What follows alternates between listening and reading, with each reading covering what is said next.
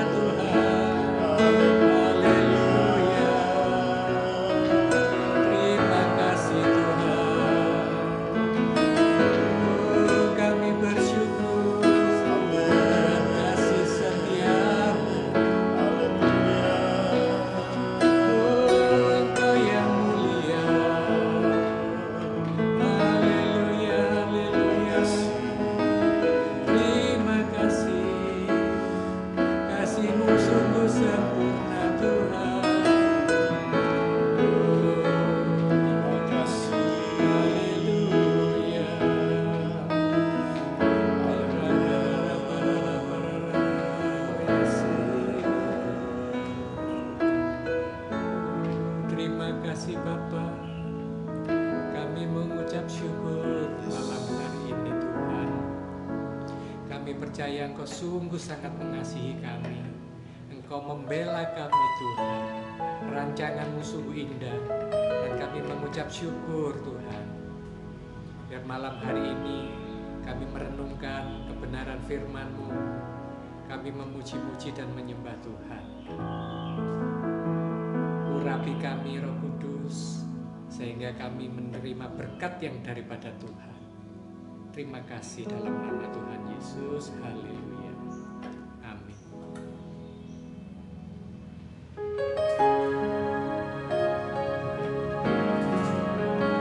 Aku ada saat ini, semuanya karena kasih-Mu. Aku hidup hari ini, semua berkat kemudahan.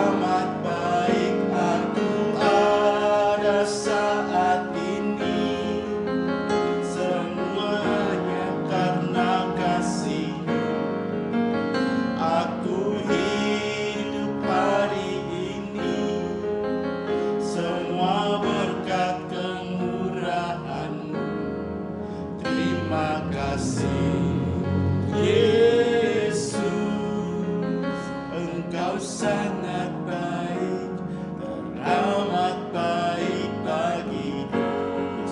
Yesus, Engkau sangat baik, teramat baik bagiku. Yesus, Engkau sangat baik, teramat baik bagiku. Haleluya.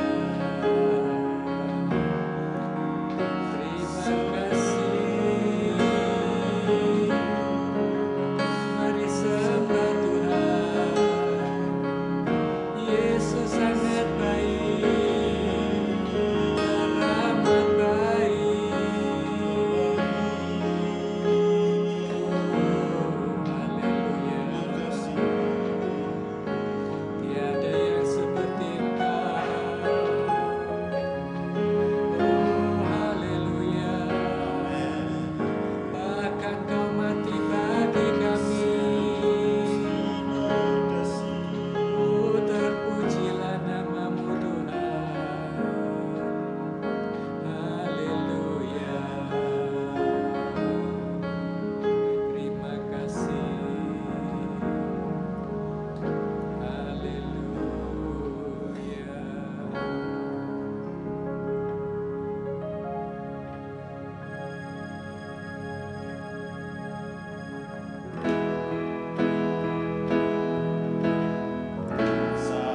Satu-satunya yang ku andalkan,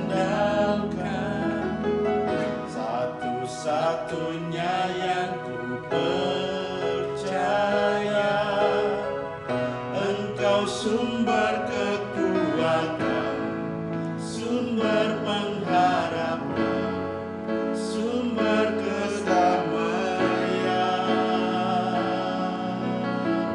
Satu-satunya yang ku andalkan, satu-satunya yang ku percaya, Engkau Tuhan memberkati, Tuhan penyembuhku, Tuhan pemulihku.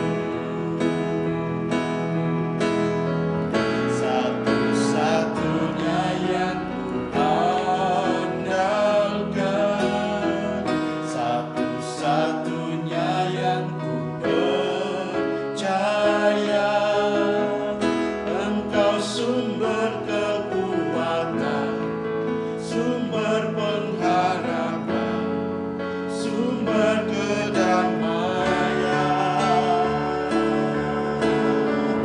Satu-satunya yang ku andalkan,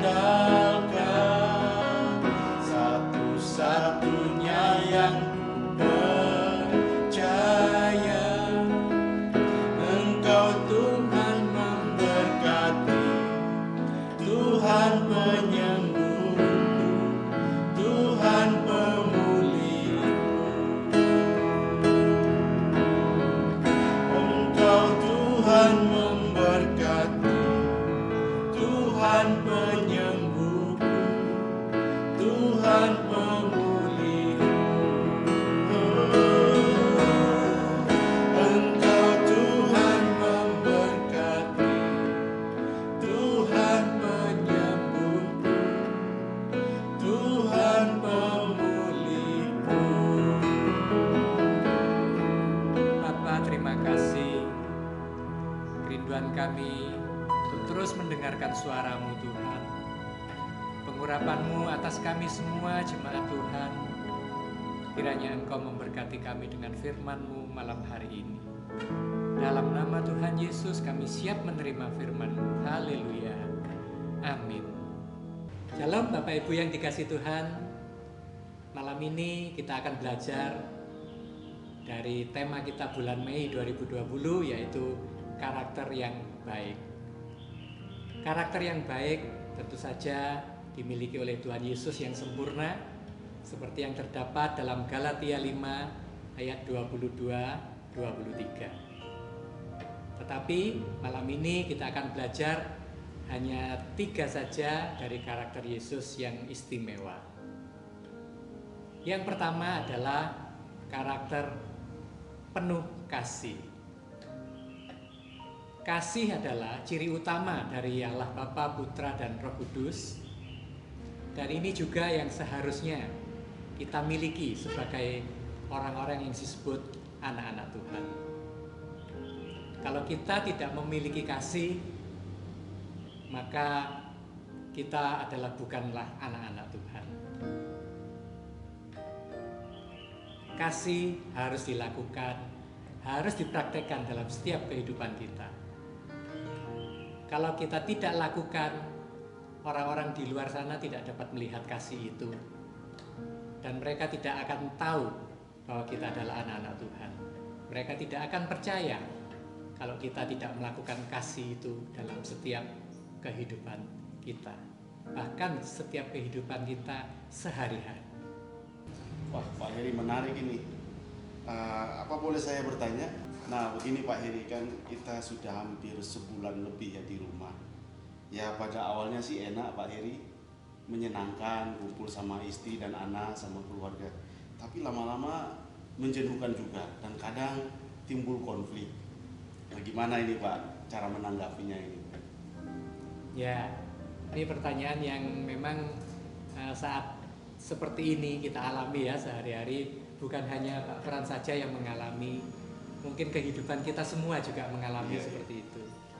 Kita yang mungkin terbiasa di kantor, di rumah hanya berkumpul kalau sore. Sekarang tiap hari kumpul, sehingga kejelekan-kejelekan kita mungkin ya ketahuan gitu ya Pak Fran ya.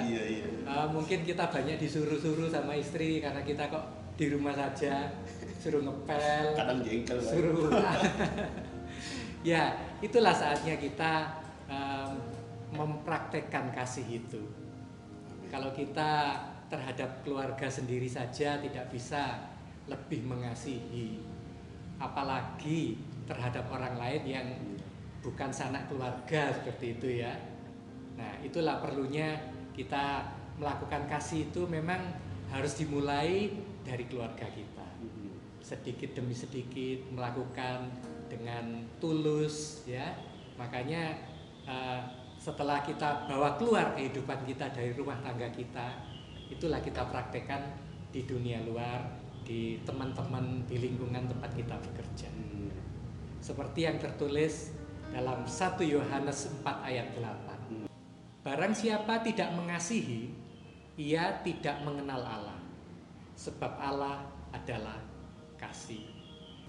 Salah satu aspek mengasihi adalah respek atau hormat. Hormat terhadap Tuhan, hormat terhadap sesama, apalagi hormat terhadap keluarga. Pada istri, pada suami, bahkan pada anak-anak pun kita juga harus menghormati pendapat-pendapat mereka. Seperti itu Pak Fran. Jadi intinya itu kasih Pak ya? Ya. Kasih yang harus melandasi. Ya. Amin. Yang kedua adalah rela berkorban. Tidak ada Tuhan selain Tuhan kita Yesus Kristus yang telah berkorban bagi kita, rela mati di kayu salib. Seperti tertulis dalam Yohanes 3 ayat 16. Karena begitu besar kasih Allah akan dunia ini, sehingga ia telah mengaruniakan anaknya yang tunggal, supaya setiap orang yang percaya kepadanya tidak binasa, melainkan beroleh hidup yang kekal. Ini adalah bukti kasih yang sudah dinyatakan kepada kita. Kita itu sudah yang seharusnya mati, tetapi telah ditebus oleh karena dosa-dosa kita, dari dosa-dosa kita oleh Tuhan kita Yesus Kristus. Pak Heri, ini menarik Pak. Ini kebetulan ada titipan WA dari teman di David. Ini pertanyaannya saya bacakan aja ya Pak ya. Ya. Nah pertanyaannya begini, Pak, kalau dalam kondisi seperti ini kita disuruh untuk membagi kebutuhan sembako, bakti sosial, membantu orang-orang susah. Nah bagaimana dengan kita? Padahal kita pun membutuhkan sembako, membutuhkan perhatian. Nah, gimana Pak menanggapinya? Ini pertanyaan dari David ini Pak. Ada sebuah ayat yang ditujukan seharusnya ini memang kepada orang-orang percaya, bukan orang yang lain. Mari kita baca sama-sama. Oke. Filipi 2 ayat 3 dan 4. Dengan tidak mencari kepentingan sendiri atau puji-pujian yang sia-sia. Sebaliknya, hendaklah dengan rendah hati yang seorang menganggap yang lain lebih utama daripada dirinya sendiri. Dan janganlah tiap-tiap orang hanya memperhatikan kepentingannya sendiri, tetapi kepentingan orang lain juga. Nah, Pak Fran, jadi dari ayat yang barusan kita baca ini sudah jelas kita diberikan pelajaran bahwa kita jangan hanya memperhatikan kepentingan kita secara pribadi, tetapi kita harus pasang mata bagaimana orang-orang sekitar kita itu yang benar-benar membutuhkan. Itu.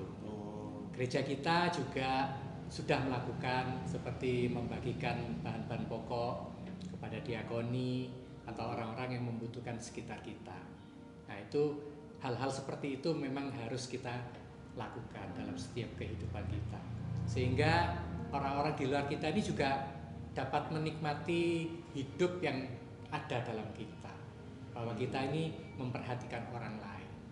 Seperti itu Pak Fran. Oh gitu ya Pak Heri. Ya, seperti moto kita ya Pak ya, diberkati untuk memberkati. itulah dia. Amin Pak Heri. Dan tidak sekedar hanya slogan, tetapi harus kita lakukan dalam setiap kehidupan kita. Amin. Amin. Oh Pak Heri, ini ada satu pertanyaan lagi Pak, terakhir. Boleh Pak ya? Boleh. Oke. Nah ini kan ada banyak teman-teman saya yang ojek online, ada yang pekerjaan harian. Nah kondisi seperti ini sampai kapan Pak? Karena menimbulkan stres, orang malah pusing Pak ini. Nah mereka juga mendengar berita dari WA, dari internet. Nah kadang membuat mereka juga stres. Terus kondisi ekonomi yang semakin sulit. Nah bagaimana Pak ini kita menanggapi situasi ini? Untuk menjawab pertanyaan Pak Fran ini, karakter ketiga adalah hidup kudus. Memang kita hari-hari ini kan banyak tinggal di rumah, banyak kesempatan, sehingga saya melihat memang sehari-hari banyak yang memanfaatkan handphone kita. Segala berita kita baca, banyak semua yang tidak penting kita baca, dan ternyata di WA kita banyak isinya yang tidak benar, tidak sesuai. Nah, hal-hal yang tidak benar itu membuat pikiran kita menjadi berpikir menjadi khawatir, menjadi tidak benar, jauh dari yang namanya pikiran-pikiran yang kudus. Apalagi kalau kita sudah tanpa berpikir, asal dapat info kita forward ke orang lain. Nah itu membuat orang lain yang menerima juga menjadi khawatir.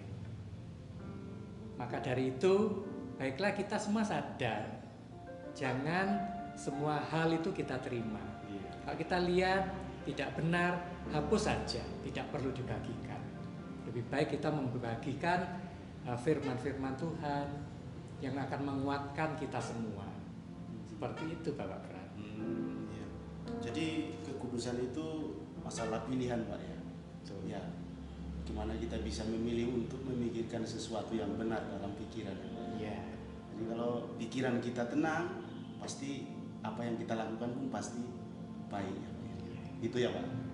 Jadi memang pikiran itu adalah awal mula kita akan melakukan segala sesuatu. Kalau pikiran kita ini sudah tidak benar, berpikiran negatif, maka itu akan menjadi tindakan-tindakan yang negatif pula, yang tidak sesuai dengan kebenaran firman Tuhan. Untuk itu ada nasihat dari firman Tuhan dari Filipi 4 ayat 8. Jadi akhirnya saudara-saudara, semua yang benar, semua yang mulia, semua yang adil, semua yang suci, semua yang manis, semua yang sedap didengar, semua yang disebut kebajikan dan patut dipuji, pikirkanlah semuanya itu. Maka dari itu Bapak Ibu Saudara sekalian, mari kita berpikiran yang positif, yang sesuai dengan kebenaran firman Tuhan.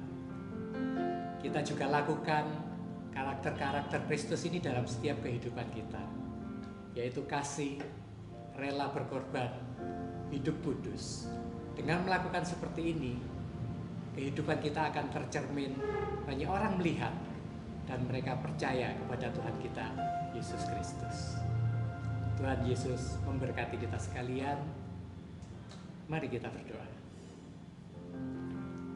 Bapa, terima kasih untuk renungan pada malam hari ini Tuhan. Kami mengucap syukur oleh karena kasih setiamu mati bagi kami. Beri kami kekuatan yang baru, semangat yang baru, untuk kami dapat lakukan setiap karakter-karakter Kristus ini dalam setiap kehidupan kami. Kami percaya dengan melakukan ini, nama Tuhan dipermuliakan. Terima kasih Tuhan, mengucap syukur. Haleluya. Amin.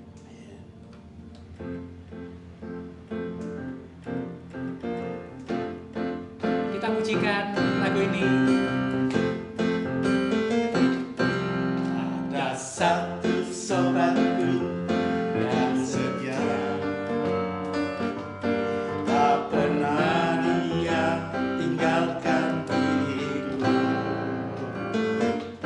Di waktu aku susah, waktu ku sendirian, dia selalu menemani diriku. Namanya Yesus, namanya Yesus, nama Yesus yang menghibur hatiku. Namanya Yesus, namanya Yesus, nama Yesus yang menghibur hatiku. Nama Yesus yang menghibur hatiku. Sekali lagi. Nama Yesus yang menghibur